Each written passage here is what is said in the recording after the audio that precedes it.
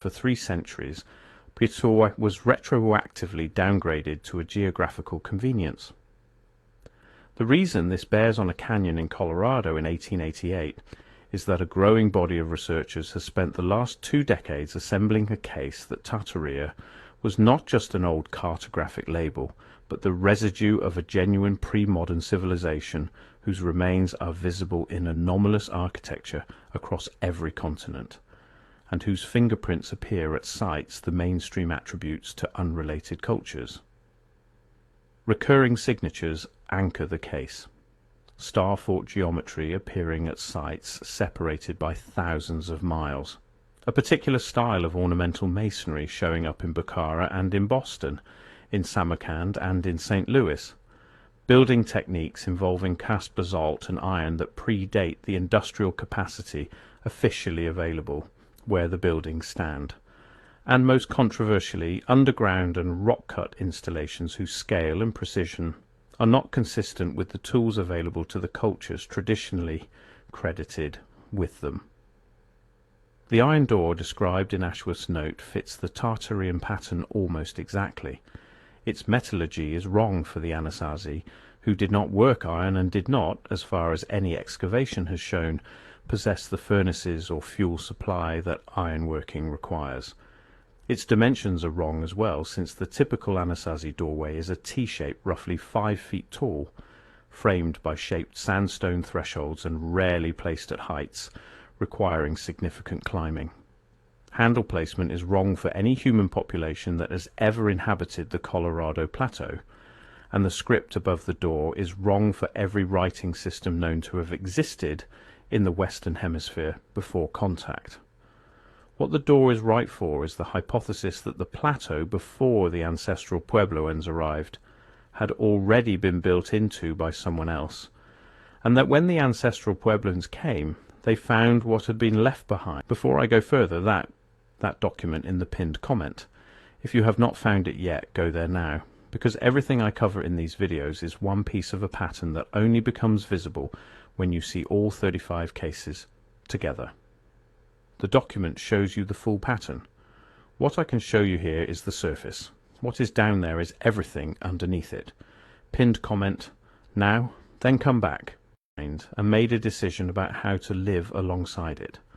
They built their own dwellings nearby, cut their own hand and footholds, and developed a body of ceremonial practice around the inherited structures.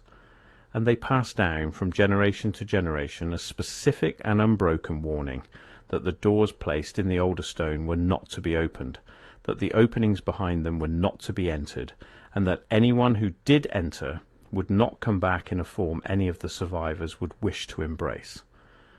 To understand why this warning was taken as seriously as it was by those who inherited it, look at what happened in the century leading up to the great abandonment of the 1280s.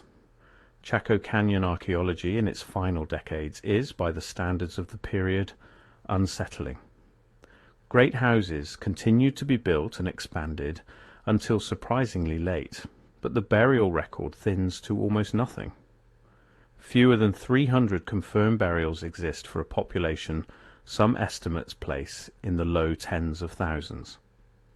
Kivas, the round subterranean ceremonial chambers that form the ritual heart of every Puebloan settlement, become both more numerous and more elaborate in the final phase, and several of the largest at Chaco, including the Great Kiva at Casa Rinconada, are oriented to astronomical events of a narrow and specific kind.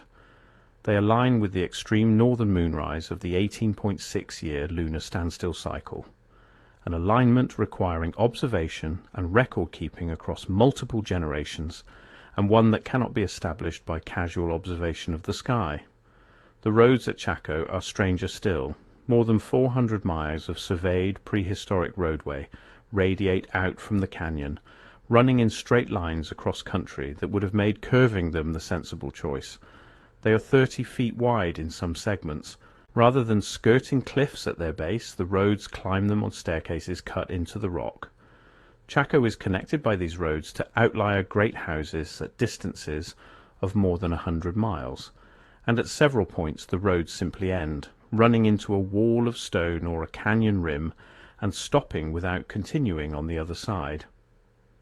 Mainstream archaeology has proposed that the roads were ceremonial rather than functional, symbolic connections rather than trade routes. What it has not been able to explain is why a population that was, by the standards of the 1200s, quite small, would have committed the labour required to build them, and why, in the last decades before abandonment, the roads appear to have been ritually closed. At several documented terminal points, roadbeds were covered over with fill and the surface capped with stone. The people were closing something. They were closing routes to somewhere. And within a few generations of the closures being completed, they left the canyon entirely. The oral tradition of the descendant pueblos does not use the language mainstream archaeology uses. It does not speak of population pressure or shifting rainfall regimes.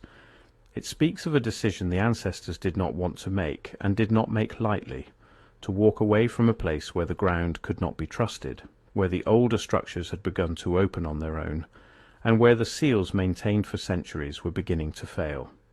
The Hopi speak of a third world that ended when the people of that world used the power of the earth in ways they should not have used it. Zuni tradition preserves a set of stories about ancestors who lived alongside beings that came out of the ground and who eventually had to leave the country